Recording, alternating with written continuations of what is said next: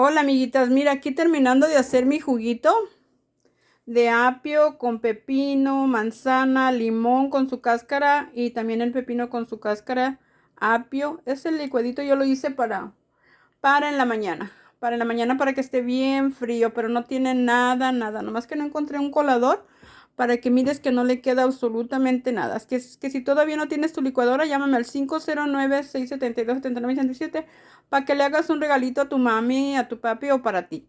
Ok, amiguita. Bueno, para tu mamá y tu papá.